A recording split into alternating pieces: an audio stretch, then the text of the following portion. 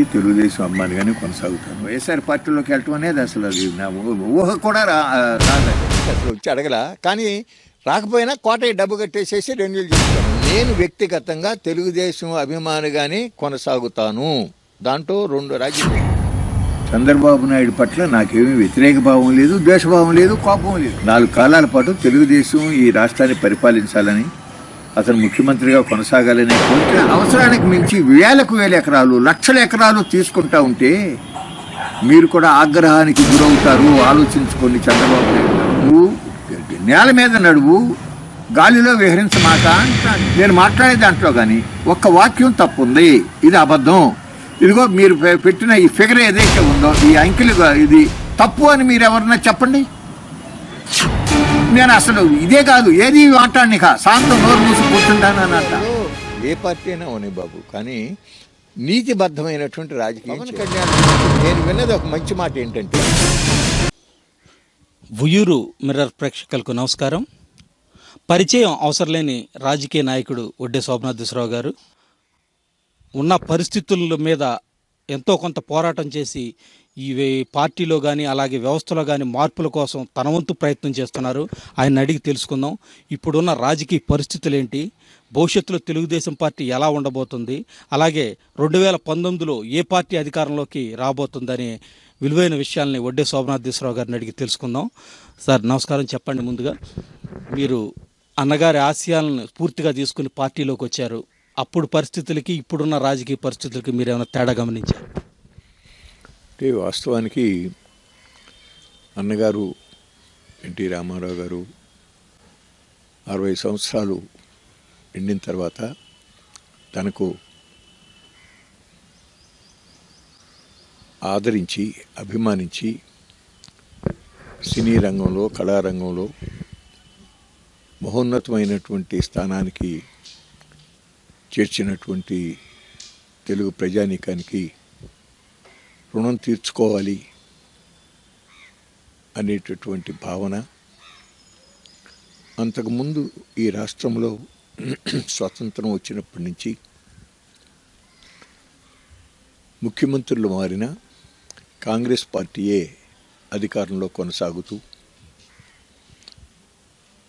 అవినీతి, అక్రమాలు, గ్రూపు రాజకీయాలు వీటన్నిటి పట్ల ప్రజలలో నిరసన, ఆగ్రహం ఉన్నటువంటి దశలో దానికి తోడు ముఖ్యంగా 1978-83 మధ్యకాలంలో 4 ముఖ్యమంత్రులు మారటం, ఆ కాలంలో ప్రతిపక్ష నేతగా సర్దార్ గౌతు లచ్చన్న గారు, అట్లాగే మహానుభావుడు పుచ్చలపల్లి సుందరయ్య గారు, చెన్నమనేని రాజేశ్వరరావు, ఓంకార్, జైపాల్ రెడ్డి, వెంకయ్యనాయుడు, నేను, అశోక్ గజపతిరాజు, ఇట్లా శాసనసభలో కాంగ్రెస్ ప్రభుత్వం అనుసరిస్తూ ఉన్నటువంటి ప్రజా వ్యతిరేక విధానాలు,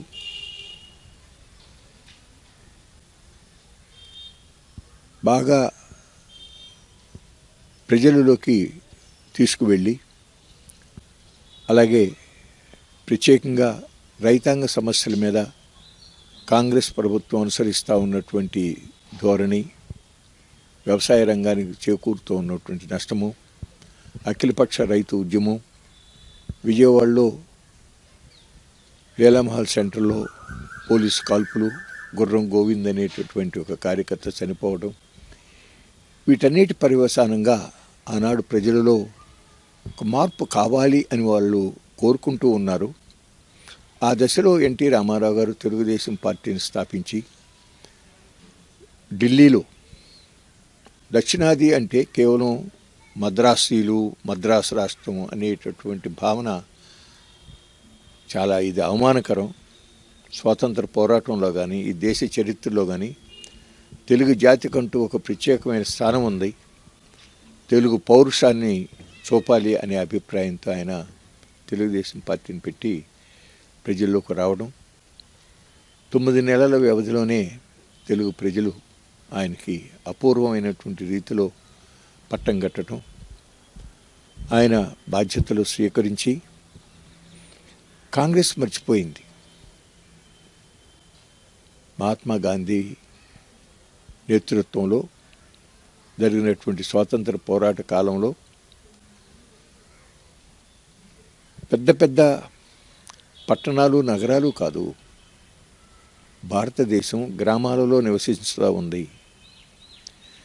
ప్రతి ఒక్క వ్యక్తికి తిండి, బట్ట, గూడు ఇవి కల్పించినప్పుడే సుదీర్ఘ స్వాతంత్ర పోరాటం తర్వాత స్వాతంత్ర ఫలాలు అందరికీ అందాలి అని అంటే ప్రాథమికంగా ప్రతి ఒక్కరికి కూడా ఈ సౌకర్యాలు అందాలి అనే అభిప్రాయంతోనే ఎన్టీ రామారావు గారు ₹2 కిలో బియ్యం స్కీమ్ని దేశంలో మొట్టమొదటిసారిగా ఆయన ప్రారంభించాడు. అట్లాగే అంతకుముందు కాంగ్రెస్ పరిపాలనలో, ముఖ్యంగా శ్రీమతి ఇందిరాగాంధీ గారి యొక్క పరిపాలనలో ఒక తాటాకులు పాకలు వేసుకుంటానికో, ఒక సిమెంట్ రేకులతో ఇల్లు వేసుకుంటానికే తప్ప పక్కా గృహాల స్కీము పెద్దగా అమలు కాల. ఎన్టీ రామారావు గారు వచ్చిన తర్వాతే పక్కా గృహాల నిర్మాణం ప్రారంభమైంది. అట్లాగే భారతదేశంలో వ్యవసాయం తర్వాత అత్యధిక ప్రజానీకం ఆధారపడి జీవించుతూ ఉన్నది చేనేత రంగంలో. ఆ చేనేత కార్మికులను ఆదుకోవాలి, వాళ్ళ జీవన పరిస్థితులు చాలా దుర్భరంగా ఉంటున్నాయి. కాబట్టి జనతా వస్త్రాలు, జనతా ధోవతులు, జనతా చీరలు అనేటటువంటి పథకం పెట్టి పేదవాళ్ళకి తక్కువ ధరలకే వాటిని అందించితే ఇటు పేదవాళ్ళకి ఉపయోగం, అవతల చేనేత కార్మికులకు కూడా ఉపయోగం అనేటటువంటి ఒక ఆదర్శం కోసం ఆయన కృషి చేస్తూ వచ్చారు. చాలా చక్కగా ఆ స్కీములు అమలైనవి. ఇవాళకి కూడా భారతదేశం అంతటా కూడా ఇవాళ కిలో ₹2 కానీ, కొన్ని చోట్ల కిలో రూపాయికి కానీ ఇవాళ ఈ ఆహార సబ్సిడీ పథకం అమలు అవుతూ ఉందంటే ఆ రోజు ఎన్టీ రామారావు గారు ప్రారంభించినటువంటి ₹2 కిలో బియ్యం స్కీమే. అంతేకాకుండా ఎన్టీ రామారావు గారు ఆయన స్వతస్వహగా చాలా పొదుపుగా ఉండేవారు. ఖర్చు చాలా తక్కువగా పెట్టాలి, అనవసరమైనటువంటి ఆడంబరాలకు పోకూడదు అనేటటువంటి భావన ఉండేది. ఆయన ముఖ్యమంత్రిగా ఉండగా ఒకానొక సమయంలో ఆయన ప్రయాణం చేసేటటువంటి కారు కొద్దిగా ఓల్డ్ అయ్యి బాగా స్పీడ్గా పరిగెత్తలేకపోతూ ఉంటే అధికారులు దాన్ని మార్చి కొత్త కారు తీసుకుందామండి అని చెప్పి సూచించారట. ఆయన దగ్గర అప్పుడు ఐఏఎస్ ఆఫీసర్ జయప్రకాష్ నారాయణ గారు పనిచేస్తూ ఉన్నాడు. ఆయన చెప్పాడు,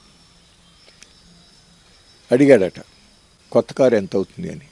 ఇన్ని లక్షలు అవుతుందండి అని చెప్పారట. రిపేర్ చేస్తే ఎంత అవుతుంది అన్నారట. ఇంతలో అయిపోతుందన్నారట. అయితే రిపేర్ చేయించండి, కొత్త కారు కొనొద్దులే అన్నారట. అట్లా ఆయన తన సొంత రూపాయిని ఎంత జాగ్రత్తగా వాడేవాడో ప్రభుత్వం యొక్క డబ్బుకి ప్రజలు పన్నుల రూపంలో ఆఖరికి అతి బీదవాడు అడుక్కునేవాడు కూడా వాడు కాల్చే బీడీ మీద, వాడు కాల్చే సిగరెట్ మీద, వాడు త్రాగే సారా మీదో ప్రతి ఒక్క దాని మీద కూడా పరోక్షపు పన్నుల రూపంలో ప్రభుత్వానికి వచ్చేటటువంటి డబ్బు, పన్నుల డబ్బుని దానికి కేవలం మనం ధర్మకర్త మాత్రమే మనం చాలా జాగ్రత్తగా వినియోగించాలనే భావంతో ఉండేవాడు ఎన్టీ రామారావు గారు. ఈరోజు పరిస్థితుల్లో చాలా మార్పు కనపడుతూ ఉంది.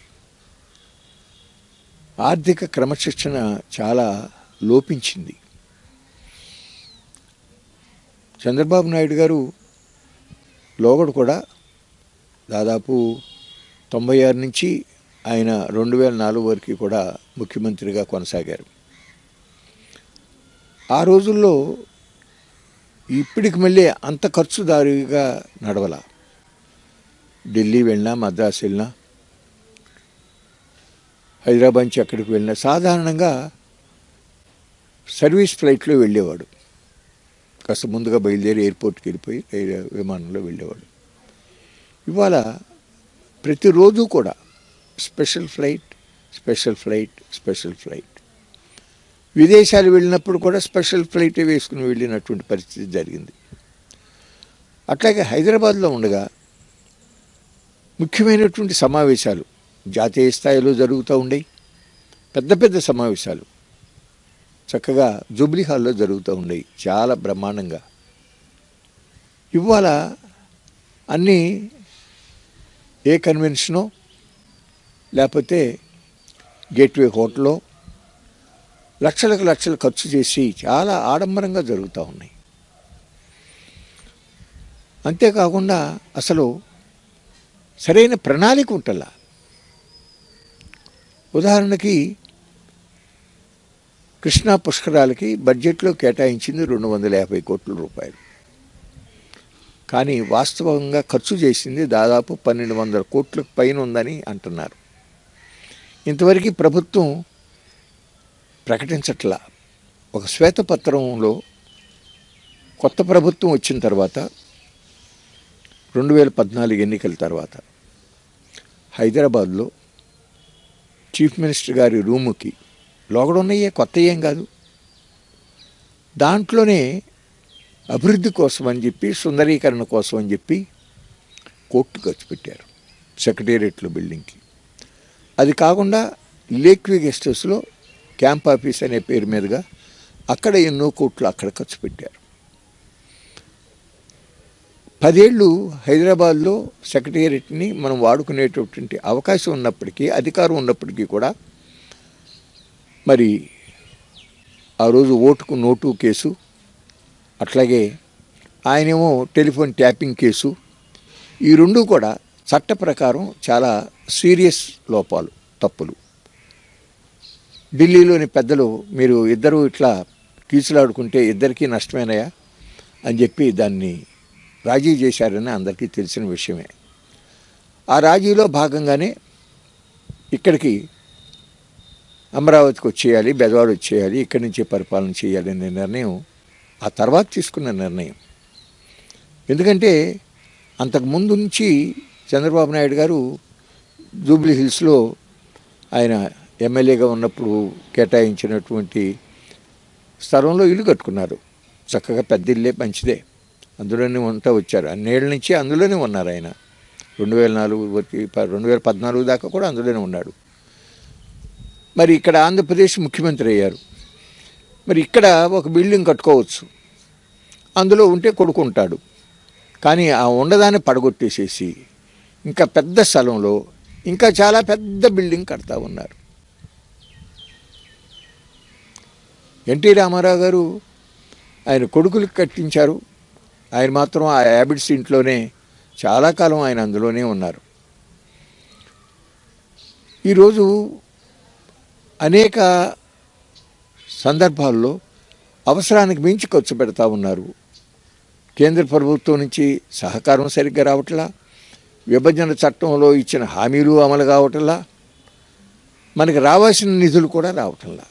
అందులో ఒక కారణం ఏంటి అంటే ఇక్కడ మన ప్రభుత్వం కేంద్రం నుంచి కొన్ని పథకాల పేరు మీదుగా మనకు వచ్చినటువంటి డబ్బు ఏ విధంగా, ఎక్కడ, ఎంత, ఎలా ఖర్చు పెట్టాము అనేటటువంటివి యూటిలైజేషన్ సర్టిఫికేట్లు కేంద్రానికి పంపించినప్పుడే వాళ్ళు ఇంకా బ్యాలెన్స్ పంపించాల్సింది రిలీజ్ చేస్తూ ఉంటారు. అట్లా పంపటంలో మన రాష్ట్ర ప్రభుత్వం యొక్క లోపం చాలా ఉన్నటువంటి పరిస్థితి కూడా ఉంది. అట్లాగే ప్రభుత్వానికి రావాల్సినటువంటి ఆదాయం ఏమో తగ్గుతూ ఉంది, ఖర్చు ఏమో విపరీతంగా అంచనాలకు మించి పెరిగిపోతూ ఉంది. దాని మూలన రెవెన్యూలో లోటు చాలా ఉంటా ఉంది. అట్లాగే ఆర్థిక పరంగా ఫైనాన్షియల్ డెఫిసిట్ కూడా చాలా ఉంటా ఉంది. ఇంత ఆర్థిక పరిస్థితులు గడ్డుగా ఉండి కొన్ని సందర్భాల్లో ఉద్యోగస్తులకు జీతాలు ఇవ్వటానికి కూడా తాత్కాలికంగా కొన్ని ఫైనాన్షియల్ ఇన్స్టిట్యూషన్స్ నుంచి, మార్కెట్ నుంచినో రుణం సేకరించేటటువంటి పరిస్థితులలో ఎప్పుడో 20 ఏళ్ళ నాడో 20 ఏళ్ళ తర్వాతో 15 ఏళ్ళ తర్వాతో అవసరమయ్యేటటువంటి కొన్ని పథకాలు సౌకర్యాల కోసము ఇప్పుడే దాని గురించి కన్సల్టేషన్ ఫీజులు అట్లాగే డీటెయిల్డ్ ప్రాజెక్ట్ రిపోర్ట్లు తయారు చేయటం అనే పేరు మీదుగా చాలా డబ్బు ఖర్చు పెట్టేస్తూ ఉన్నారు. ఇది చివరికి ఇది ఎక్కడికి దారితీస్తుందో నాకైతే అర్థం కావట్లా. ముఖ్యంగా ఒక్కొక్క క్యాబినెట్లో మంత్రిగా చేశారు. అప్పటికి ఇప్పటికి పాలనా దక్షతలో చంద్రబాబు నాయుడులో వచ్చిన మార్పులు ముఖ్యంగా ఏంటి సార్? ఒకటి ఏంటంటే చంద్రబాబు నాయుడు గారు కష్టపడే స్వభావం ఉంది మనిషికి. రోజుకి 15-16 గంటలు కష్టపడతాడు. విజన్ ఉంది. కానీ లోగడకి ఇప్పటికి తేడా ఏంటంటే లోగడ పరిస్థితి కొంత భిన్నంగా ఉండేది. కొద్దో గొప్ప నాబోటువాడు లేకపోతే విద్యాధర్ రావు అశోక్ ఇట్లా కొన్ని విషయాల గురించి చెప్తే కాస్త ఆలోచన చేసేటటువంటి పరిస్థితి ఉండేది. రెండోది అప్పట్లో ముఖ్యంగా వరల్డ్ బ్యాంక్ నుంచి ఎకనామిక్ రీస్ట్రక్చరింగ్ పేరు మీదుగా రుణం తీసుకున్నాం. దాంట్లో క్లియర్గా ఆర్థిక క్రమశిక్షణ తప్పనిసరిగా పాటించాల్సిందే, దుబారా ఖర్చులు చేస్తానికి వీల్లేదు అనేటటువంటిది కూడా ఉండేది. దాన్ని దృష్టిలో పెట్టుకుని జాగ్రత్తగానే కొన్ని సంస్కరణలు ప్రవేశపెట్టారు. ఆ సంస్కరణలో భాగంగానే బియ్యం రేటు పెంచారు, కరెంట్ రేటు పెంచారు. దాని మూలన ప్రజల్లో ఆగ్రహం వచ్చింది, ప్రభుత్వం పడిపోవటానికి కూడా దారితీసింది. ఇవాళ పరిస్థితి ఏంటంటే ఇవాళ గాలిలో మేడలు కడతా ఉన్నారు. చాలా బాధాకరమైన విషయం ఏంటంటే ఇదే విధంగా ఈ ఆలోచన ఇట్లాగే కొనసాగుతూ ఉంటే ఇప్పటికే ఆంధ్రప్రదేశ్ రాష్ట్రం విభజించబడి మన 13 జిల్లాల ఆంధ్రప్రదేశ్ నవ్యాంధ్రప్రదేశ్కు చాలా తీరని నష్టం జరిగింది. ఎందుకంటే అంతకుముందు ఉన్నటువంటి కాంగ్రెస్ ప్రభుత్వాలే కాకుండా చంద్రబాబు నాయుడు గారి హయాంలో హైదరాబాదు మీదే అభివృద్ధిని దృష్టి అంతా కూడా కేంద్రీకరించి హైదరాబాద్లోనే కాన్సన్ట్రేషన్ చేశాడు. ముఖ్యంగా హైదరాబాద్ నగరం అంటే మొత్తం ఆయన అభివృద్ధి అని కాదు, ఎప్పటి నుంచో నైజాం టైం నుంచి జరుగుతూ వచ్చింది. కానీ చంద్రబాబు నాయుడు గారి టైంలో ప్రత్యేకంగా ఏంటంటే హైటెక్ సిటీ, సైబరాబాదు, ఫైనాన్షియల్ సిటీ ఇవి అభివృద్ధి అయినాయి. దానికి కారణం ఏంటంటే ఆయన చొరవ తీసుకుని బిల్ గేట్స్ని కలిసి మైక్రోసాఫ్ట్ని అక్కడికి రప్పించేదానికి ప్రయత్నం చేయటం అదొక భాగం. అదే సమయంలో అసలు అభివృద్ధి చెందిన దేశాలైనటువంటి అమెరికా, బ్రిటన్, జర్మనీ ఇట్లా ఈ యూరోపియన్ దేశాల్లో Y2K ప్రాబ్లం వచ్చి వాళ్ళ అకౌంటింగ్ ప్రాసెస్ మొత్తం కూడా మళ్ళీ రీకన్స్ట్రక్ట్ చేసుకోవాల్సినటువంటి పరిస్థితులు వచ్చి అప్పుడు ఐటీ నిపుణుల యొక్క కొరత ఫీల్ అయ్యి అప్పుడు మన భారతదేశం నుంచి అమెరికా కానీ ఆస్ట్రేలియా కానీ యూరోప్ కానీ వెళ్ళేటటువంటి ఐటీ ప్రొఫెషనల్స్ని ఆ దేశాల్లో అవకాశాలు లభించడం, అట్లాగే వాళ్ళ సేవలు కూడా చాలక అక్కడి నుంచి మళ్ళీ మన హైదరాబాదు, మద్రాసు, లేకపోతే బెంగళూరు, పూనా ఇటువంటి నగరాల్లో ఉన్నటువంటి మన ఇక్కడ ఐటీ సంస్థలకి వాళ్ళు వర్క్ ఆర్డర్ ఇచ్చి ఆ రకంగా అభివృద్ధి అయింది. అందులో భాగంగా ఆ రోజు హైదరాబాద్ నగరంలో అంత అభివృద్ధి, ఆ హైదరాబాద్ కొత్తగా సైబరాబాద్ సిటీ ఏదైతే అభివృద్ధి అయిందో దానికి చంద్రబాబు నాయుడు గారు కృషి ప్రధానమైన కారణం. ఇవాళ ఏంటంటే ఇక్కడ అమరావతి రాజధానిలో న్యాయంగా అసలు అమరావతిలో పెట్టాల్సిన అవసరమే లేదు. నూజివీడి దగ్గర ఫారెస్ట్ ల్యాండ్ ఉంది, ఆకిరిపల్లి నూజివీడి దగ్గర కొన్ని వేల ఎకరాలు ఫారెస్ట్ ల్యాండ్ ఉంది. సెంట్రల్ గవర్నమెంట్ విభజన చట్టంలో చెప్పిన దాని ప్రకారంగా అయితే దాన్ని డిఫారెస్టేషన్ చేసేదానికి మనకు అవకాశం ఇచ్చేవాళ్ళు. బ్రహ్మాండంగా అక్కడ నగరం కట్టుకునే పని. ఇవాళ అక్కడ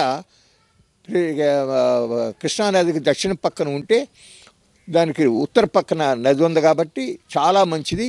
అందులో వైకుంఠపురం దగ్గర అక్కడ కృష్ణానది ఉత్తరానికి ప్రవహిస్తూ మళ్ళీ తూర్పుకు ప్రవహిస్తా, మళ్ళీ ఉత్తరానికి వెళ్ళి మళ్ళీ తూర్పుకు ప్రవహిస్తా అదొక ప్రత్యేకమైనటువంటి బలమైనటువంటి ప్రశస్త్యమైనటువంటి ప్రదేశం కాబట్టి అందులో గనక అక్కడ రాజధాని పెట్టుకుంటే చాలా మంచిదనే లైన్లో చెప్పారు ఎవరో. సరే నమ్మాడు. నమ్మిన తర్వాత అయినా మళ్ళీ నది దాకా ఒడ్డు దాకా తీసుకొచ్చి చేయాల్సింది కాదు.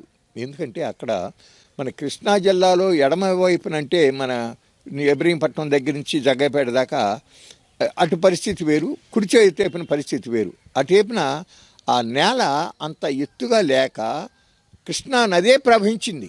ఆ జరీబు భూములు ఏవైతే ఉన్నాయో వైకుంఠపురం దగ్గర నుంచి ఉండవల్లి దాకా కూడా దాదాపుగా ఆ కృష్ణా నది కొన్ని వేల సంవత్సరాలు ప్రవహించి ఒండ్రు మట్టి ఇసుక ఒండ్రు ఇట్లా పొరలుగా పేరుకొని అందులో బ్రహ్మాండమైనటువంటి పంటలు పండించుకోవటానికి రకరకాల 100 రకాల పంటలు పండించుకోవటానికే కాకుండా మనకు కావలసినటువంటి స్వచ్ఛమైనటువంటి మంచినీరు అందులో అక్కడ లభించింది. లెక్క వేస్తే నిపుణులు లెక్క వేశారు. ఆ 12,000 ఎకరాల జరీబు భూముల్లో ఎంత నీరు లభ్యమవుతుందంటే 10 లక్షల జనాభాకు కావలసినటువంటి మంచినీరు లభిస్తుంది. మళ్ళీ ప్రతి సంవత్సరం కూడా నది వచ్చినప్పుడల్లా మళ్ళీ అది రీఛార్జ్ అవుతూ ఉంటాయి అక్కడ. అటువంటి చోట వాళ్ళ కాంక్రీట్ జంగిల్ కట్టేసి సింగపూర్ వాళ్ళకి ఇచ్చి అక్కడ ఒక ఈ కమర్షియల్ కాంప్లెక్స్లు రెసిడెన్షియల్ ఫ్లాట్స్ ఇవన్నీ కట్టాలని ఆలోచన చేస్తారు. అదొక లోపం అనుకోండి. అది అట్లా పెట్టి అది కాకుండా ఇంకా దాదాపు మొట్టమొదటిలో అయితే 94,000 ఎకరాలకి మాస్టర్ ప్లాన్ ఇమ్మన్నారు. వచ్చిన తర్వాత కాదులే ఇంత కాదులే అని చెప్పి రైతుల దగ్గర నుంచి తీసుకున్నది కాక 54,000 ఎకరాలు ఉంది. దాంట్లో పెద్ద ప్రపంచ స్థాయి రాజధాని నగరం కట్టాలని, అసలు కట్టాలంటే గవర్నమెంట్ బిల్డింగులు కట్టడానికే మొత్తంగా అక్కడ దాదాపు 50,000 కోట్ల రూపాయలు కావాల్సి వస్తాయి. సెంట్రల్ గవర్నమెంట్ 3,500 కోట్లు మాత్రమే ఇస్తామంటున్నారు. మరి మిగిలిన డబ్బు ఎక్కడి నుంచి తీసుకురావాలి? ఆ మొత్తం మళ్ళీ అప్పులు చేసి వరల్డ్ బ్యాంక్ అని ఆ బ్యాంక్ అని ఈ బ్యాంక్ అని వీళ్ళందరి దగ్గర నుంచి అప్పు తీసుకొచ్చి చేస్తూ ఉంటే రాష్ట్రంలో తొమ్మిది ఇంకా అభివృద్ధి కార్యక్రమాలు ఎక్కడ ముందుకు అడుగు పడేటటువంటి అవకాశం ఉంది చెప్పండి. ఇవాళ తెలుగుదేశం పార్టీ మొన్న 2014 ఎలక్షన్లో మేము ఫలానా పనులు చేస్తాము అని చెప్పి ప్రజలకు వాగ్దానం చేసింది. అందులో కూడా ముఖ్యంగా ఏంటంటే ప్రజలు అంతకుముందు 10 సంవత్సరాలు రాజశేఖర రెడ్డి గారు, ఆ తర్వాత రోసయ్య గారు, కిరణ్ కుమార్ రెడ్డి ఇట్లా ప్రభుత్వాల కాలంలో కొంత పరిపాలనా వ్యవస్థ గాడి తప్పింది. చంద్రబాబు నాయుడు అంతకుముందు 9 ఏళ్ళు ముఖ్యమంత్రిగా పనిచేశాడు. కాస్త సమర్థవంతమైన పాలనే ఇచ్చాడు. కాబట్టి ఆయన ముఖ్యమంత్రి అయితే మళ్ళీ గాడిలో పెడతాడు అని చెప్పి ఆశించారు. కానీ ఇవాళ ఆ పరిస్థితి కనపడతలే. ఇవాళ ప్రభుత్వ పాలనా వ్యవస్థ మీద పొట్టు ఉన్నట్టుగా కనపడతలే ఈ రోజున. ఉదాహరణకి రెవెన్యూ శాఖలో అవినీతి విచ్చలవిడిగా పెరిగిపోయింది అనేది అనేక రిపోర్ట్లో ఆయనే సమీక్ష సమావేశాల్లో తనే చెప్తా ఉన్నాడు. కృష్ణమూర్తి గారు కూడా బాధపడతా ఉన్నటువంటి పరిస్థితి కనపడతా ఉంది. మరి వాళ్ళ ఇంత నూతన సాంకేతిక పరిజ్ఞానాన్ని ఉపయోగించుతున్నామని చెప్తా ఉన్నప్పటికీ కూడా కొన్ని లక్షల మందికి పేదవాళ్ళకి పట్టాలు ఇచ్చినటువంటి ప్రభుత్వ అసైన్డ్ పొలాలు లంక భూములు ఇటువంటివి లోగడ ఇప్పుడు ఉదాహరణకి మనకి ఇక్కడే నేను ఎక్కడో దూరంగా కూడా కాదు, మన దేవరపల్లి దగ్గర మన ఇప్పుడు మేనా గారు ఉండగా పట్టాలు ఇప్పించాం. వాటికి పట్టాదారు పాస్ పుస్తకాలు రాలే, ఇంకా వాళ్ళే సాగు చేసుకుంటున్నారు కానీ పట్టాదారు పాస్ పుస్తకాలు రాలా. ఇట్లా తాతల నుంచి ఉన్నటువంటి భూములకు కూడా అడంగల్లో పేర్లు ఎంటర్ కానీ ఉన్నాయి. అట్లాగే భూములు కొనుగోలు జరిగినప్పుడు మ్యూటేషన్ చేసి సరిగ్గా రికార్డులో ఎంటర్ చేసే పరిస్థితి జరగల. ఇట్లా దాదాపు 12 లక్షల మంది అప్లై చేస్తే మాకు ఈ సమస్య ఉంది, దీన్ని పరిష్కారం చేయండి అని చెప్పి మీ ఊరు మన భూమి అనేటటువంటి పథకంలో 2 సార్లు అర్జీలు పెట్టుకున్నా కానీ ఇంకా దాదాపు 4 లక్షల మంది అర్జీలు అట్లాగే పెండింగ్లో ఉండిపోయినటువంటి పరిస్థితి జరుగుతూ ఉంది. మరి ఇది ఎందుకు జరుగుతుందో అర్థం కావట్లా. అట్లాగే మీకు దాదాపుగా ముఖ్యమైనటువంటి పత్రికల్లో ప్రభుత్వానికి అనుకూలంగా వ్రాసేటటువంటి ప్రముఖ దినపత్రికల్లో కూడా పరిపాలనలో ఫలానా చోట ఫలానా జిల్లాలో ఫలానాలో తప్పు జరుగుతూ ఉంది, చాలా ఘోరమైన పరిస్థితులు జరుగుతున్నాయి అని చెప్తూ ఉంటే కూడా ఎక్కడన్నా ఒక 10 సమస్యలు వస్తే అందులో 1, 2 మాత్రమే పరిష్కారం అవుతున్నాయి తప్ప అసలు దానికి ఒక ప్రత్యేక యంత్రాంగాన్ని పెట్టి ఫలానా విధంగా ఫలానా సమస్య ఉన్న దాన్ని ఎందుకు ఇట్లా జరిగింది దానిపైన వెంటనే ఎంక్వైరీ చేసి దాన్ని సరిచేయాలి అనేటటువంటి ఆలోచన సక్రమంగా జరగట్లా. ఆయనకి ఏమవుతుందంటే ఇవాళ ఆయన మనస్తత్వాన్ని కొంత అర్థం చేసుకుని అనేక మంది అధికారులు ఆచరణ సాధ్యం కాకపోయినా ఏదో కొత్త పథకాన్ని చెప్తున్నారు ఆకర్షణీయంగా. అది అమెరికాలో ఉందండి, జపాన్లో ఉందండి, సింగపూర్లో ఉందండి అని చెప్పి ఒక కొత్త మాట, ఒక కొత్త సినిమా చూపిస్తున్నారు. అది దానికి ఈయన ఓహో అనుకుని మరుసటి రోజు ఆయన మేము ఫలానా విధంగా చేయబోతున్నాము అంటున్నారు. నేను ఉదాహరణకు ఒక మాట చెప్తాను. అనంతపురం నుంచి అమరావతికి తిన్నగా రోడ్డు వేయాలి, ఎక్కడా వంక టింకర ఉండటానికి వీల్లేదు. ఊళ్ళు వస్తే గ్రామాల మీదుగా ఫ్లైఓవర్ వేయాలి, చెరువులు వస్తే చెరువుల మీదుగా ఫ్లైఓవర్ వేయాలి, కొండలు అడ్డం వస్తే కొండల్లోంచి టనెల్ వేయాలి. ఇది 2019 నాటికి అవ్వాలి. 26,800 ఎకరాలు భూమి తీసుకోవాలి. ఈ భూమి స్టేట్ గవర్నమెంట్ తీసుకుని సెంట్రల్ గవర్నమెంట్కి హ్యాండ్ ఓవర్ చేస్తే 27,000 కోట్లతో వాళ్ళు రోడ్డు వేస్తారంట. అసలు అవుతుందా? భూసేకరణ అవుతుందా? అధికారి చెప్పాడే అనుకోండి, ఆయన ఆలోచించాలా సాధ్యాసాధ్యాలు.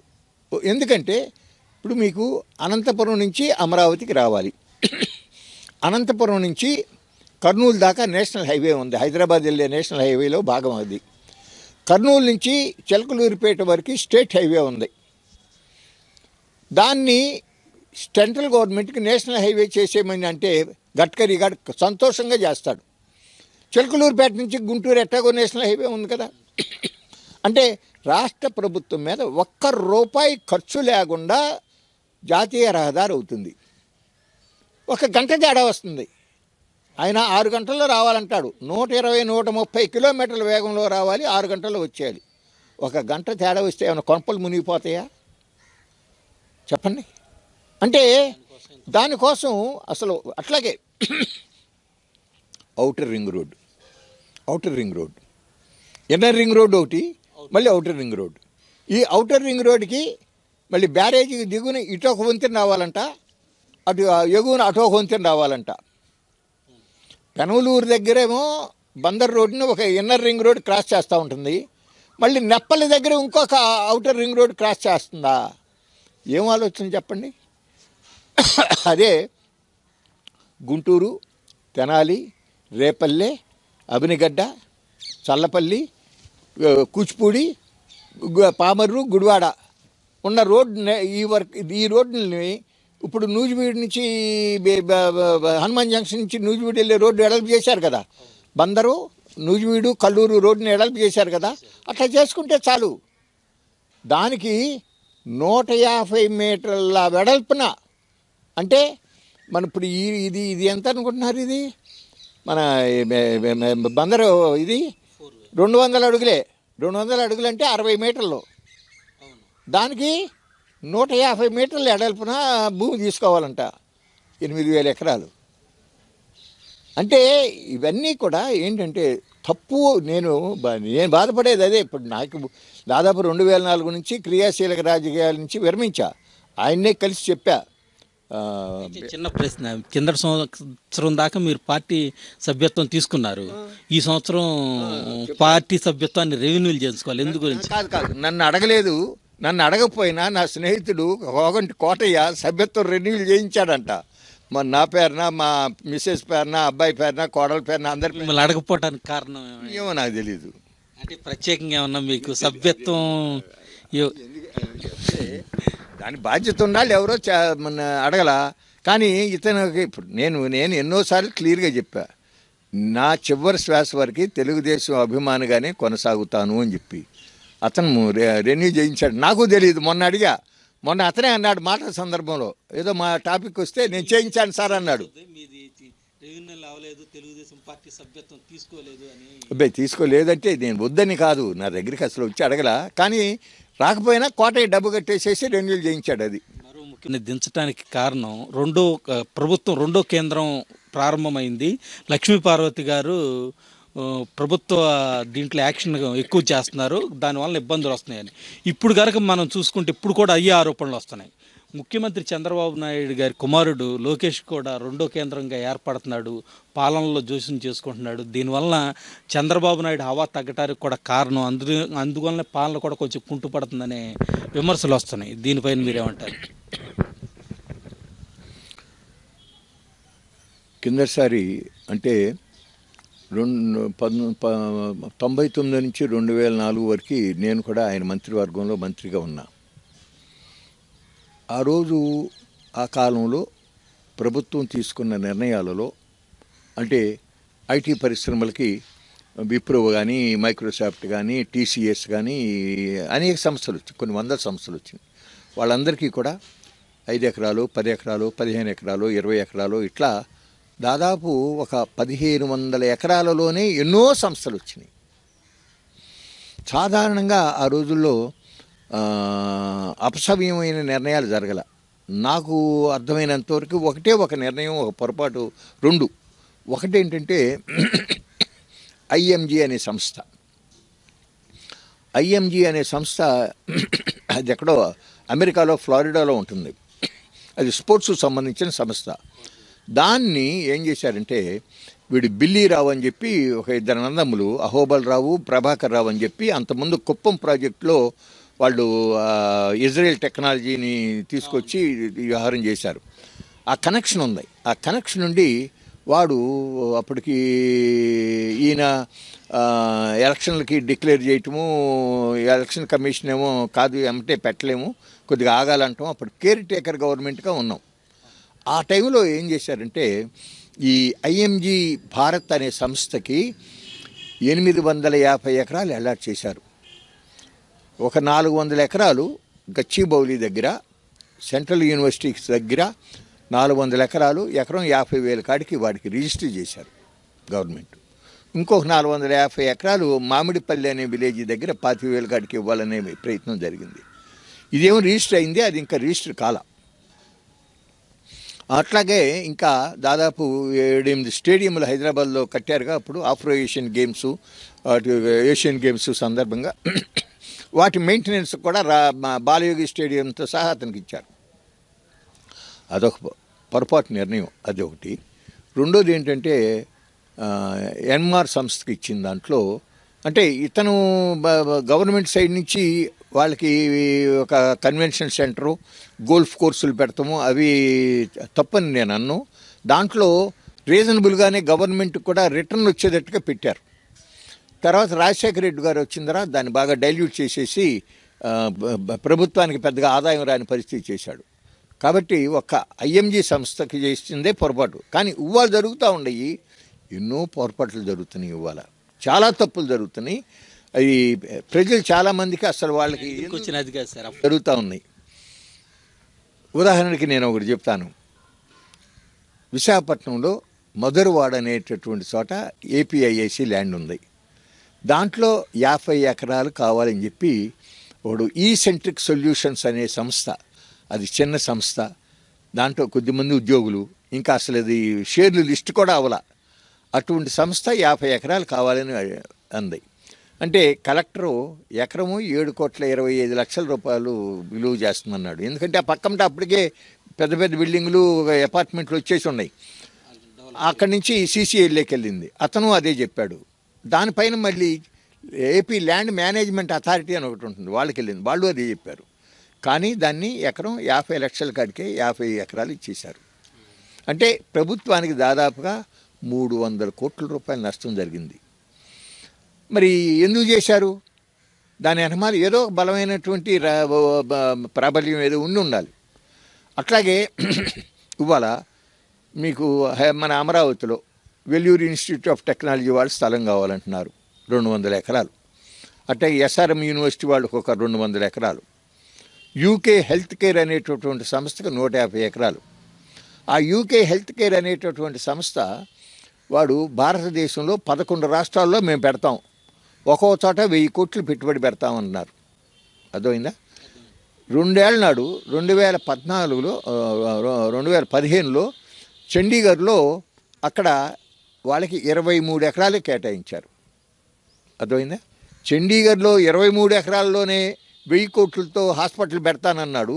ఇక్కడ 150 ఎకరాలు అడిగినప్పుడు ఐఏఎస్ అధికారులు అసలు ఈ కంపెనీ యొక్క పుట్టుపూర్వోత్తరాలు తీసుకుని భారతదేశంలో ఎక్కడెక్కడ పెడుతున్నారు ఏంటి అక్కడ ఏమి ఇచ్చారనేది చూడాలి కదమ్మా. ఏమీ లేదే. హైదరాబాద్లో నిమ్స్ హాస్పిటల్లో 23 ఎకరాల్లో ఉంది రాజా. ఢిల్లీలో రామ్మనోహర్ లోహియా హాస్పిటల్ అంటారు, మేము ఎంపీలు అందరం అక్కడికే పరిగెత్తాం. ఏంటి 1000 బెడ్లు 1200 బెడ్స్, అది 30 ఎకరాల్లో ఉంది. 30 ఎకరాలలో సంవత్సరానికి కొన్ని లక్షల మంది రోగులు వచ్చి చూసుకెళ్తూ ఉంటారు, అవుట్ పేషెంట్స్. కాబట్టి వాళ్ళు అడిగినా వాస్తవంగా ఎంత అవసరమో అనేటటువంటి ఇది లెక్క చూసి దాని ప్రకారంగా ఇవ్వాలి. ఇప్పుడు ఇక్కడ ఏమవుతుందంటే ఎందుకు వాళ్ళు ఎక్కువ అడుగుతున్నారు, ఎక్కువ తీసుకునే అవసరానికి మించి తీసుకుని బ్యాంకులో దాన్ని హామీగా పెట్టి బ్యాంకు నుంచి 100 కోట్ల రూపాయలు రుణం తీసుకుని ఆ డబ్బుతో వ్యాపారం చేస్తారు, అవి పెడతారు. అయితే దీంట్లో ప్రమాదం ఎక్కడ వస్తుందంటే, ఇప్పుడు తప్పు చేశాడు కానీ నువ్వేం చేయలేవు. ఇప్పుడు ఉదాహరణకి ఐఎంజీ సంస్థకి 400 ఎకరాలు ఇచ్చారని చెప్పా కదా, రిజిస్టర్ అయింది కదా. దానికి తర్వాత కాంగ్రెస్ గవర్నమెంట్ వచ్చిన తర్వాత క్యాన్సిల్ చేయాలనుకుంది. క్యాన్సిల్ చేయాలనుకుంటే ఆల్రెడీ వాళ్ళకి రిజిస్టర్ చేశారు కాబట్టి అంత సులభంగా వెనక్కి రాదు. అర్థమైందా? అట్లా లిటిగేషన్ పెండింగ్లో ఉంది. అట్లాగే అనంతపురం జిల్లాలో బెంగళూరు ఇంటర్నేషనల్ ఎయిర్పోర్ట్కి దగ్గరలో ఉంటుందని చెప్పి చెలముత్తూరు అనేటటువంటి మండలంలో 8400 ఎకరాలు లేపాక్షి నాలెడ్జ్ హబ్ అనే పేరు మీదుగా ఇచ్చారు రాజశేఖర రెడ్డి గారి టైంలో. అందులో కొంతమందికి 1,50,000 అడిగి నష్టపరిహారం ఇచ్చారు, కొంతమందికి ఇంకా అసలు డబ్బు కూడా ముట్టలా. ఈ లోపల వాడు బ్యాంకులో హామీ పెట్టి 800 కోట్లు తీసుకున్నాడు. వాడు తీసుకుని హైదరాబాద్లో హిందూ ప్రాజెక్ట్స్ దాంట్లో వాడు బిల్డింగులు కట్టుకుని వ్యాపారం చేసుకున్నాడు వాడు. ఇప్పుడు మన గవర్నమెంట్ వచ్చిన తర్వాత దాన్ని క్యాన్సిల్ చేసింది చంద్రబాబు నాయుడు గారి గవర్నమెంట్లో. కానీ మరి బ్యాంకులో డబ్బు ఎవడు కడతాడు? అందుకని మళ్ళీ అది లిటిగేషన్లో పడిపోయింది. అర్థమైందా నీకు? కాబట్టి గవర్నమెంటు సుప్రీంకోర్టు తీర్పులు ఉన్నాయి. సహజ వనరులను ప్రభుత్వాలు ధర్మకర్తగా మాత్రమే వ్యవహరించాలి. కాబట్టి ఏదైనా ఇవ్వాలి అనుకున్నప్పుడు దానికి సరైనటువంటి ఓపెన్ ఆక్షన్ సిస్టమ్ పెట్టి మ్యాక్సిమంగా ప్రజలకి లాభం చేకూరేటట్టుగా ఉండాలి, ప్రభుత్వం లాభం చేకూరేటట్టుగా ఉండాలి. కానీ అలవలు చెలవలుగా దానాలు చేయమని చెప్పి లేదు. ఇవాళ ఉదాహరణకి నీకు ఇక్కడ మనకి అమరావతిలో ఎకరం దాదాపు 2 కోట్ల నుంచి 4 కోట్ల వరకు చేస్తుంది ఒక కూరుని బట్టి. లింగాయపాలెంలోనే 2,20,00,000 కాడికి ఎకరం 2,20,00,000 కాడికి వైట్ మనీ పే చేసి రిజిస్టర్ చేయించుకున్నారు. దాన్ని వాళ్ళు మీరు 50 లక్షలకు ఇస్తున్నారు. వాళ్ళకి చెల్లించిందేమో ఎక్కువ కాదు, రైతులకి విలువ ఉంది. నీకున్న భూమి నేను 2,20,00,000 చేసి కొన్నానమ్మా, వైట్ మనీ ఇచ్చి రిజిస్టర్ చేయించుకున్నాం. గవర్నమెంట్ 50 లక్షలకి ఇస్తుంది. ఇప్పుడు గవర్నమెంట్ వాళ్ళకి అలాట్ చేసే దాంట్లో కూడా ఏం రాస్తున్నారు, కలెక్టరు 2,50,00,000 రికమెండ్ చేశాడు, CCLA 2,50,00,000 రికమెండ్ చేశారు. అయినా వాళ్ళకి పెట్టుబడి వ్యయం పెరగకూడదు అన్న ఉద్దేశంతో, ఆ సంస్థ రావాలి అనే ఉద్దేశంతో మేము 50 లక్షల కాడికి ఇస్తున్నాము అని చెప్పి రాస్తారు. ఈ కాగితం పెట్టుకుని వాడు బ్యాంకు దగ్గరికి వెళ్ళి చూసారా మార్కెట్ వాల్యూ 2,20,00,000 2 కోట్లన్నర ఉంది కాబట్టి నాకు 2 కోట్ల చొప్పున లోన్ ఇవ్వండి అంటాడు. వాళ్ళు ఇస్తారు. రేపు కట్టకపోతే గవర్నమెంట్ వెనక్కి తీసుకుంటానికి నీకు అధికారం ఎక్కడ ఉంటా ఉంది?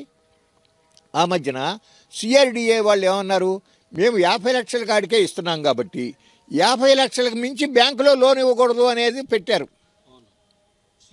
CRDA ముందు ఒక పెట్టింది.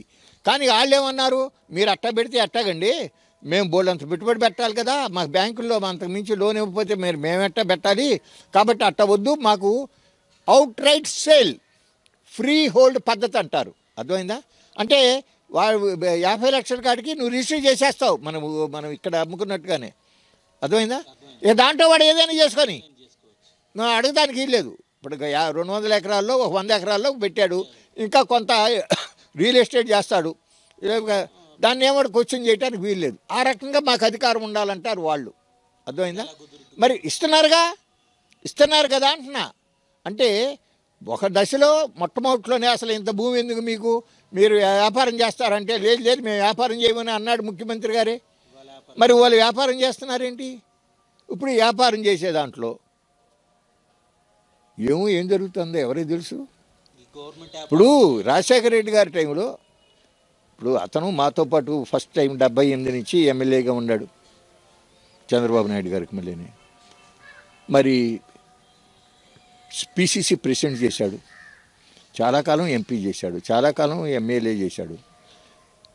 మొన్న అసెంబ్లీలో కూడా ఒక దశలో తెలుగుదేశం పార్టీ సభ్యుడు వాళ్ళు మాట్లాడతా, రాజశేఖర రెడ్డి 2014 ఎలక్షన్ నాటికి రోడ్ నెంబర్ 2లో ఉన్నటువంటి ఇండ్లు అమ్ముకోవాల్సినటువంటి పరిస్థితిలో ఉన్నాడని అనుకున్నారు. అటువంటిది జగన్ ఇంత ఆస్తి ఎట్టా వచ్చింది అని చెప్పి విమర్శించారు. గుర్తు చేస్తున్నా నేను. బై అండ్ లార్జీ అతను ఆర్థికంగా బలంగా లేడు, చాలామంది అంటాం. కానీ కొడుకు ఒత్తిళ్ళ మూలాన కొన్ని పొరపాట్లు జరిగినాయి, అది ఎవరు మనం కాదని అనలేం. ఇవాళ అదే రకమైనటువంటి పొరపాట్లు అతని కంపెనీలో పెట్టుబడి పెట్టారు కాబట్టి పబ్లిక్ అయింది. లక్ష్మీనారాయణ పట్టుకోగలిగాడు. ఇప్పుడు అట్టా కాకుండా ఎక్కడో దుబాయ్లోనో సింగపూర్లోనో మలేషియాలోనో జంపడింది అనుకోండి, ఎవరో బెనామీ పేర్ల మీదుగా, ఎవడికి తెలుస్తుంది? మనీ లాండరింగ్ పద్ధతిలో హవాలా మార్గంలో తెచ్చుకుంటాం, వస్తుంది. అవకాశం ఉంది. కానీ అవకాశం నువ్వు ఎందుకు ఇవ్వాలంటున్నా నేను. వాళ్ళు తప్పు చేశారని విమర్శించి మనం తప్పెందుకు చేయాలి అనేది నా పాయింట్. అది ఉండేది, లేకపోతే ప్రజల పట్ల గౌరవం ఉండేది, లేకపోతే ప్రజలు అనుకుంటారు, లేకపోతే ఏమన్నా అంటారనే ఒక విధమైన భయము, ప్రజలకు జవాబుదారీతరంగా ఉండేవాళ్ళు. కానీ వాళ్ళ రాజకీయ నాయకులు కానీ వాళ్ళ రాజకీయాలు కానీ మీరు చూస్తుంటే, వాళ్ళ భాష కానీ దాడులు కానీ చూస్తుంటే పరిస్థితి చాలా దారుణంగా ఉంది. అప్పుడు మీరు ఒక విలువలు కూడిన రాజకీయం చేసిన మీకు ఇవాళ రాజకీయాలు చూస్తుంటే ఏమనిపిస్తుంది సార్? ఇప్పుడు అప్పటికి ఇప్పటికి చాలా మార్పు ఉంది. కారణం ఏంటంటే, అప్పట్లో కొంతమంది స్వాతంత్ర పోరాటంలో పాల్గొన్న వాళ్ళు ఉన్నారు. పాల్గొకపోయినప్పటికీ కూడా అటు కాంగ్రెసో కమ్యూనిస్టో లచ్చడ గారి నేతృత్వంలో కృషి కార్మిక పార్టీయో స్వతంత్ర పార్టీయో జనతా పార్టీయో ఇట్టా రాజకీయ పార్టీల్లో కార్యకర్తలుగా పనిచేస్తా కొంత ప్రజలలో పనిచేసి అభిమానం సంపాదించుకుని ఒక నాయకుడిగా ఎదిగి తర్వాత ఎమ్మెల్యేగా పోటీ చేయటం ఒక దశలోకి వచ్చేవాళ్ళు. కింద స్థాయి నుంచి మెట్లు. కాబట్టి వాళ్ళకి ఆ ప్రజా జీవితంలో ఉండే ఇబ్బందులు, సామాన్యులు పడేటటువంటి కష్ట నష్టాలు అవన్నీ కూడా ఒక కొద్ది గొప్ప అవగాహన ఉండేది. రెండోది, చాలామంది ఒక మధ్యతరగతి కుటుంబాల్లోంచి వచ్చిన వాళ్ళు, అంతకన్నా కొద్దిగా దిగువ స్థాయి కుటుంబాల నుంచి వచ్చిన వాళ్ళే. కాబట్టి అహంభావం అనేది చాలా కొద్ది మందిలో తప్ప సాధారణంగా ఏ పార్టీ అయినా ఉన్నవండి. కాంగ్రెస్ పార్టీలో కూడా ఎంతో నీతి నిబద్ధతతో జీవించిన వాళ్ళు, చొక్కారావు గారు లాంటి వాళ్ళు చాలామంది ఉన్నారు. అట్లా ఉన్నారు, చాలామంది ఉన్నారు. కొంతమంది అప్పుడప్పుడు పేపర్లో రాస్తూ ఉంటారు, ఎమ్మెల్యేలుగా చేసిన వాళ్ళు వాటికి ఎంత దయనీయమైన స్థితిలో వాళ్ళు కూలీనాలి చేసుకుంటూ ఉన్నవాళ్ళు. అదే అటువంటి వాళ్ళు ఉన్నారు. ఇప్పుడు ఏమవుతుందంటే, అసలు రాజకీయాలతో సంబంధం లేకుండానే ఒక వ్యాపారం చేసుకునో, ఒక పరిశ్రమ పెట్టుకునో, దాంట్లో కొన్ని 100 కోట్లు సక్రమ మార్గం అక్రమ మార్గాల ద్వారానో ఎట్టాగొట్టా సంపాదించి ఎలక్షన్లో ఒక 10 కోట్లు 15 కోట్లు 20 కోట్లు ఖర్చు పెడితే గెలుస్తాడు కాబట్టి సీటు ఇచ్చేసేయటం, అతను గెలవటం. అంత డబ్బు ఖర్చు పెట్టి గెలిచిన మనిషి నా డబ్బే నన్ను గెలిపించింది, అంతేగాని ప్రజలు నన్ను ఓటేసి గెలిపించారనే భావన కన్నా, వాళ్ళకి నేను రుణపడి ఉన్నాను అనే దానికన్నా, నా డబ్బు తీసుకుని ఓటేశారు కాబట్టి నాకింకా వాళ్ళతో నా బాధ్యత ఏంటి అనే భావనగా ఉండేటటువంటి పరిస్థితులు ఈనాడు ఉన్నాయి.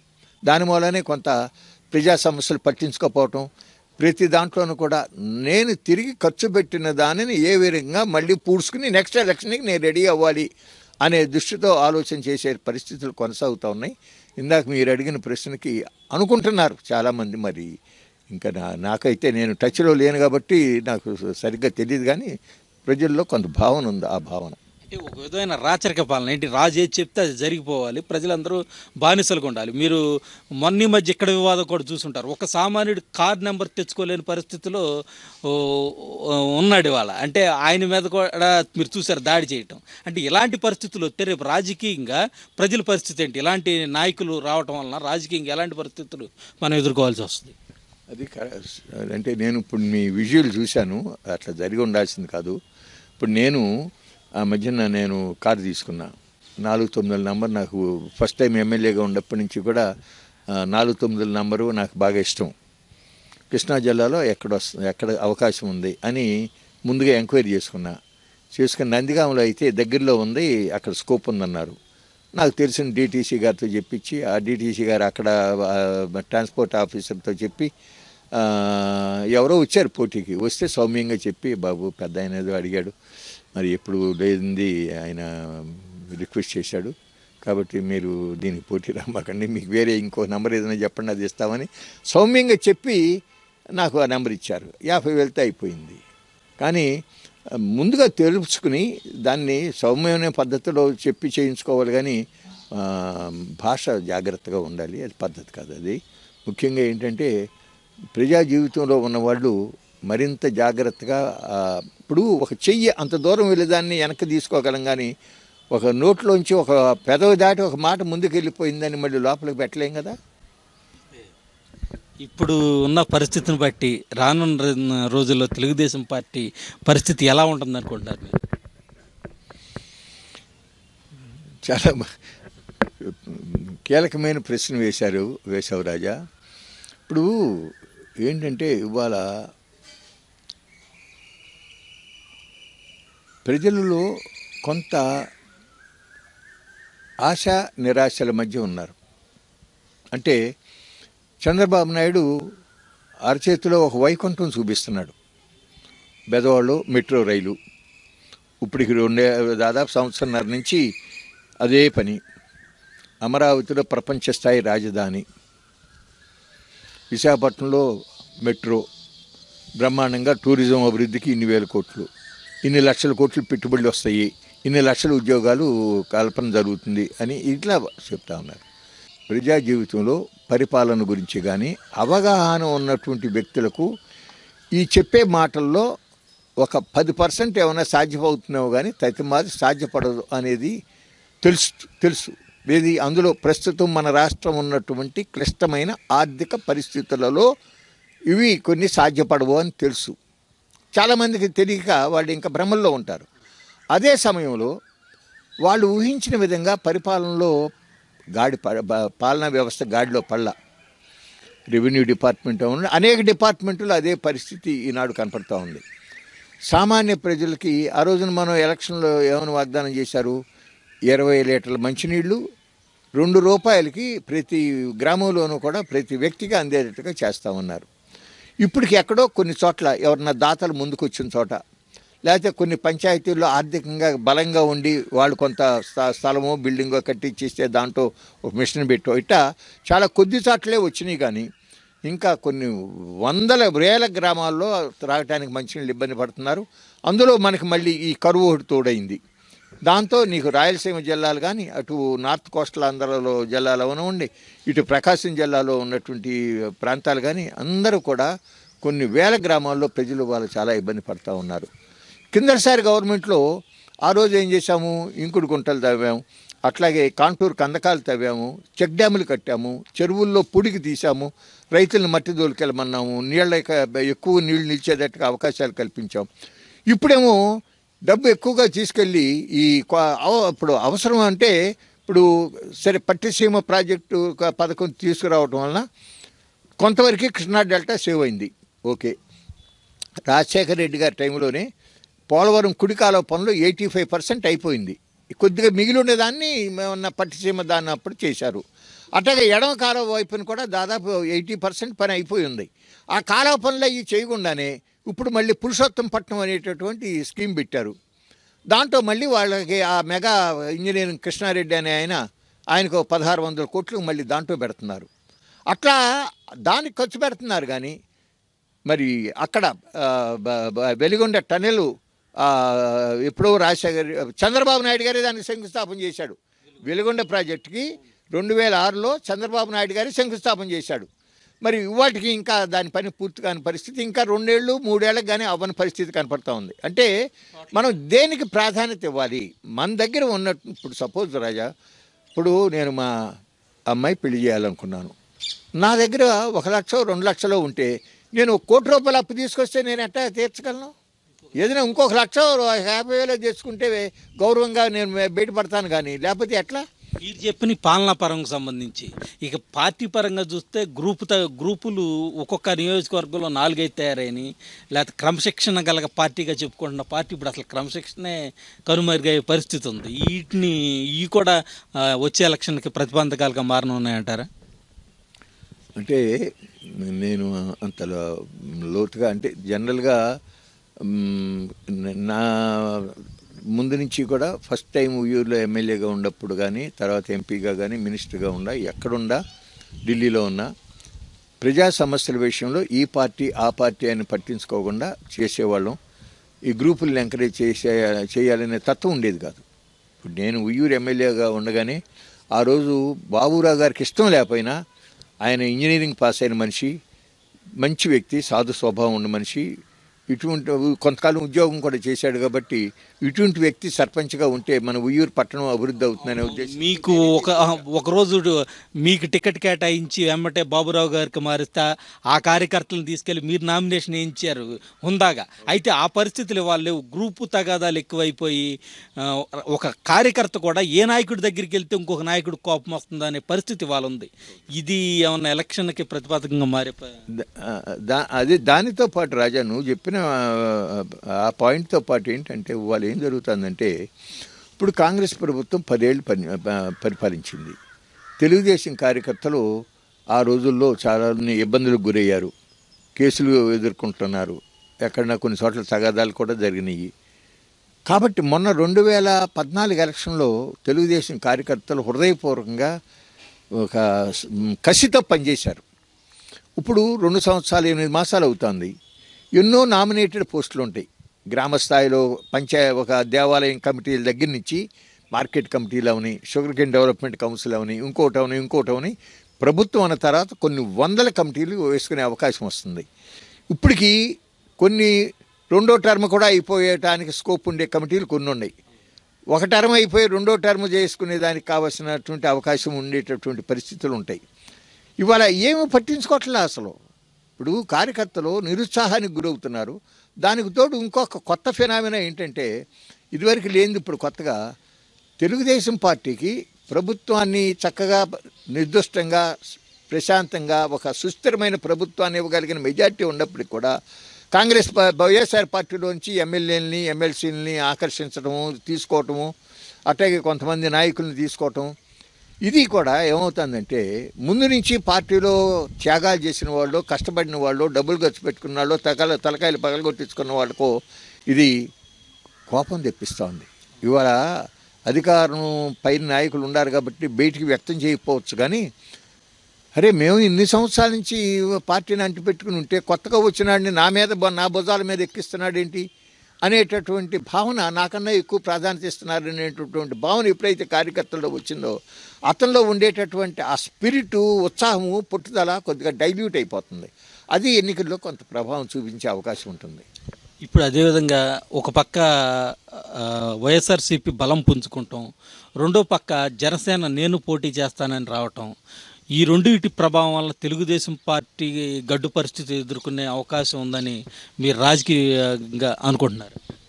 ఖచ్చితంగా ఉంటుంది. ఎందుకంటే మొన్న 2014 ఎన్నికల్లో మోడీ గారు ఆ రోజు చాలా తెలివితేటలతో బీజేపీ పార్టీ, ఆర్ఎస్ఎస్ వాళ్ళు ఒక ఇమేజ్ బిల్టప్ చేశారు. సోషల్ మీడియా ద్వారా మోడీ గారు చాలా గొప్ప వ్యక్తి, గుజరాత్ బ్రహ్మాండంగా అభివృద్ధి అయిపోయింది అనేటటువంటి భావన దేశ ప్రజల్లో ముఖ్యంగా యూత్లోనూ సృష్టించగలిగారు. చంద్రబాబు నాయుడు గారు అంతకుముందు హైదరాబాద్లో చేసినటువంటి సైబరాబాద్ డెవలప్మెంటు, ఐటీ డెవలప్మెంటు, వీటికి సంబంధించిన ఇది. అదే సమయంలో పవన్ కళ్యాణ్ ఒక క్రేజ్ ఉంది. వాళ్ళ అన్న చిరంజీవి గారి కన్నా కూడా, అంటే సినిమా ఫాలోయింగ్ చిరంజీవి గారికి ఎక్కువ ఉన్నప్పటికీ కూడా ఆయన మీద పవన్ కళ్యాణ్ ఒక మంచి వ్యక్తి అనేటటువంటి భావన చాలామందిలో ఉంది. పవన్ కళ్యాణ్ కూడా ఈ బీజేపీ తెలుగుదేశం కాంబినేషన్ పనిచేయటం వలన నాకు తెలిసినంతవరకు అటు శ్రీకాకుళం జిల్లా నుంచి మన ఇటు అవనండి, అటు రాయలసీమలో అవనండి, అవి తెలుగుదేశానికి ఎక్కువ శాతం ఓటు తెలుగుదేశానికి పడింది. రాష్ట్రం మొత్తం మీద చూసుకుంటే సుమారుగా వైఎస్ఆర్ పార్టీకి తెలుగుదేశం పార్టీకి ఒక 4.5 లక్షలు 5 లక్షల ఓట్లు తేడా, అంతే తేడా.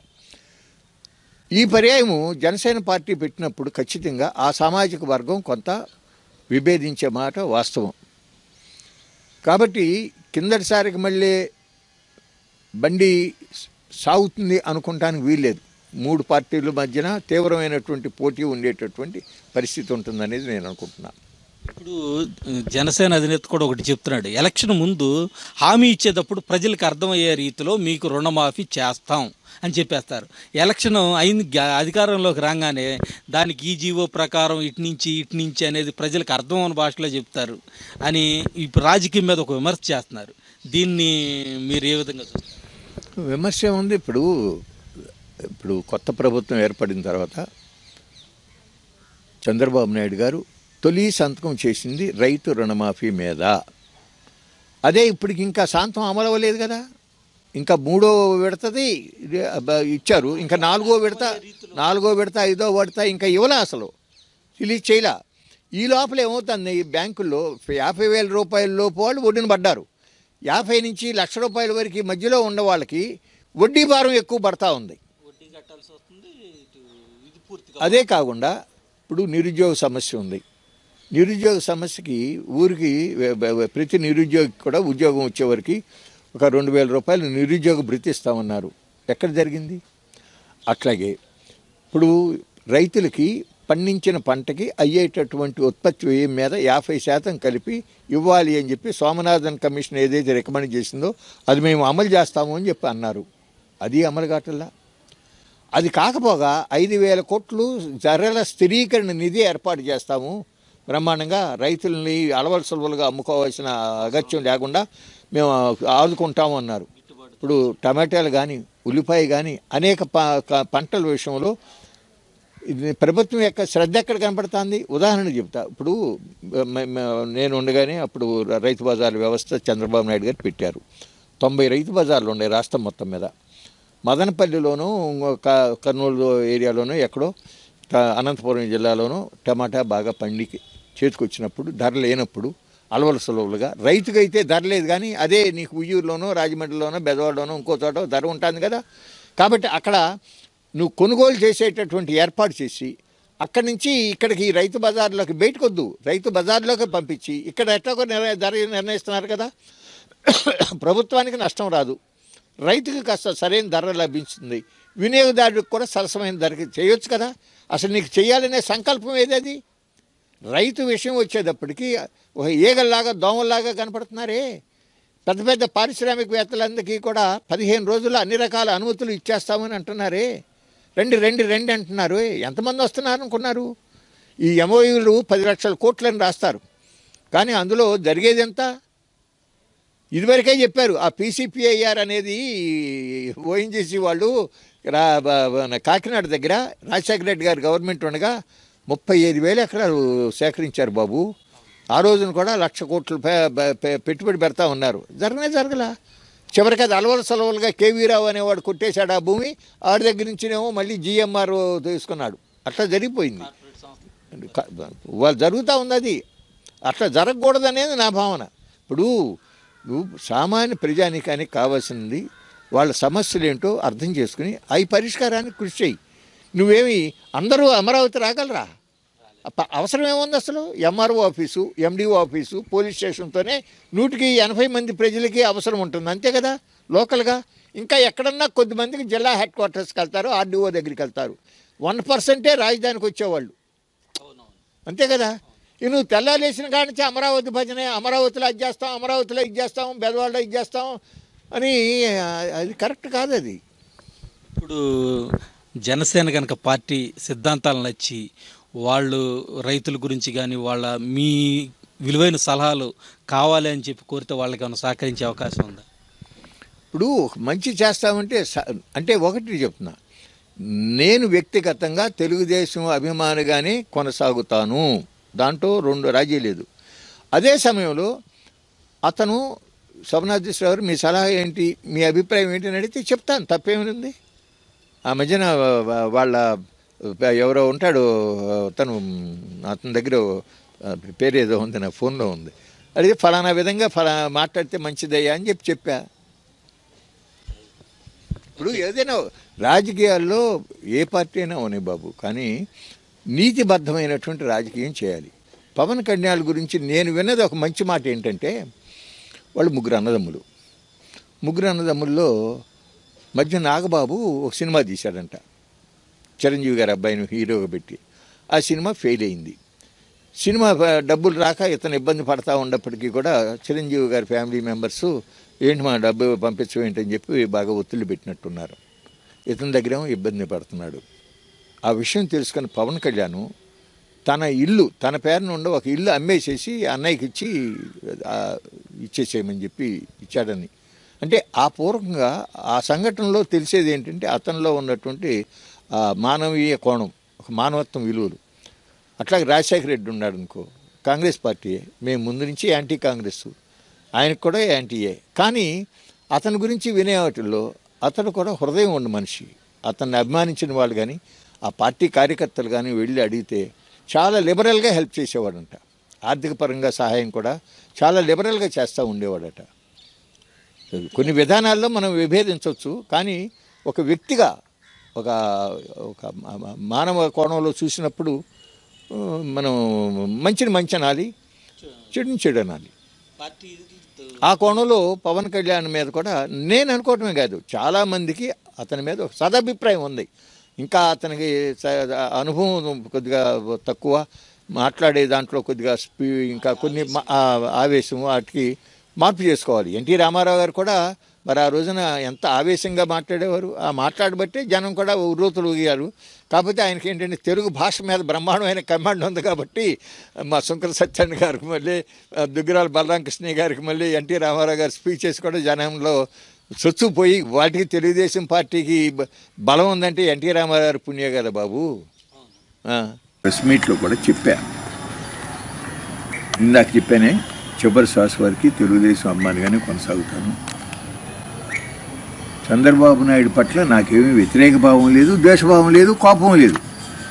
4 కాలాల పాటు తెలుగుదేశం ఈ రాష్ట్రాన్ని పరిపాలించాలని, అతను ముఖ్యమంత్రిగా కొనసాగాలనే కోరికే ఉంది. కానీ ఇప్పుడు తీసుకునే నిర్ణయాలు, అమలు చేసేటటువంటి తీరుతెన్నులు ప్రజలకి రాష్ట్ర భవిష్యత్తుకి ఉపయోగపడకపోగా ఆగ్రహం తెప్పించి చివరికి అది అధికారాన్ని కోల్పోయే పరిస్థితి తీసుకురాకూడదు. వెస్ట్ బెంగాల్లో నందిగ్రామం, సింగూర్ అనేటటువంటి ప్రదేశాల్లో కేవలం ఒక 300 ఎకరాల మీద జరిగినటువంటి పోరాటంలో రైతాంగం ఆ 2 ఊళ్ళు కాకుండా మొత్తం వెస్ట్ బెంగాల్లో రైతాంగంలో మన హక్కులని పరిరక్షించవలసినటువంటి వామపక్ష ప్రభుత్వమే ఇంత దుర్మార్గంగా పాశవికంగా వ్యవహరించింది అనేటటువంటి భావన రైతాంగంలో రాబట్టే అక్కడ మమతా బెనర్జీ అధికారంలోకి వచ్చింది. ఇక్కడ అవసరానికి మించి వేలకు వేల ఎకరాలు, లక్షల ఎకరాలు తీసుకుంటా ఉంటే మీరు కూడా ఆగ్రహానికి గురవుతారు, ఆలోచించుకోండి చంద్రబాబు నాయుడు గారు అని చెప్పి నేను 2-3 పర్యాలు ప్రెస్ క్లబ్లో జరిగిన వాటిల్లో నేను చెప్పానమ్మా. వైఎస్ఆర్ పార్టీలోకి వెళ్ళటం అనేది అసలు అది నా ఊహ కూడా రాదు. అది ఇది కరోనా కూడా అంటే కాకపోతే ఒకటి, నేను ఇంటర్వ్యూ ప్రెస్ మీట్ పెట్టినా ఏదైనా సమస్యల మీద, సపోజు గన్నవరం ఎయిర్పోర్ట్కి ల్యాండ్ ఏలూరు కెనాల్ డైవర్షన్ చేయాల్సిన అవసరం లేదు, మెట్రో రైలు అవసరం లేదు, బందర్ పోర్టులో 2300 ఎకరాలు ప్రభుత్వ భూమి సరిపోతుంది అని కొన్ని ఆర్టికల్స్ ఆంధ్రజ్యోతిలోనో సాక్షిలోనో వచ్చినాయి కదా. వాటన్నిటినీ కూడా నేను చంద్రబాబు నాయుడుకి లెటర్స్ రాసి, సాయి ప్రసాద్ అని చెప్పి ఆయన సెక్రటరీ ఉంటాడు, ఆయనకు మెయిల్ చేస్తూ ఉంటా. వాటి మీద ఏమీ రిప్లై రాలా. బెజవాడ స్వరాజ్య మైదానం సందర్భంలో వీటని ఇప్పుడు నువ్వు నేల మీద నడువు, గాలిలో విహరించమాక అంటా నేను. దానికి ప్రభుత్వానికి వ్యతిరేకంగా చెప్తున్నారంటే ఎట్లా? ఇప్పుడు కొంతమంది ఏంటంటే మీరు విమర్శ చేస్తారు అంటారు. మీరు విమర్శని ఎందుకు అనుకుంటారయ్యా? దానిని ఒక సూచనగా ఎందుకు భావించరు? నేను వ్రాసిన దాంట్లో కానీ, నేను మాట్లాడే దాంట్లో కానీ ఒక్క వాక్యం తప్పు ఉంది, ఇది అబద్ధం, ఇదిగో మీరు పెట్టిన ఈ ఫిగర్ ఏదైతే ఉందో ఈ అంకెలుగా ఇది తప్పు అని మీరు ఎవరన్నా చెప్పండి. నేను అసలు ఇదే కాదు ఏది మాట్లాడిని శాంతం నోరు మూసి కూర్చుంటానని అంట. ఎవడు ఒక్కడు మాట్లాడు. నేను ఏమి రాసినా ఏం మాట్లాడినా కంపల్సరిగా చాలా సమాచారం సేకరించి నెట్లోకి వెళ్ళి కన్ఫర్మ్గా ఫీల్ అయిన తర్వాతే నేను చెప్తాను రాజా. రాజకీయంగా చురుగ్గా లేకపోయినా ఇలాంటి విషయాల్లో ప్రజలకు మీ విలువైన సలహాలు సూచనలు అందజేస్తారని ఆశిస్తూ సెలవు తీసుకుంటాం sir. Thank you sir. Uyyuru mirror web channel కు మీ అందరి తోడ్పాటు సూచనలు సలహాలు అందిస్తారని ఆశిస్తూ ఉయ్యూరు మిర్రర్ మిత్ర బృందం వెంటనే సబ్స్క్రైబ్ చేసుకోవడం మర్చిపోవద్దు.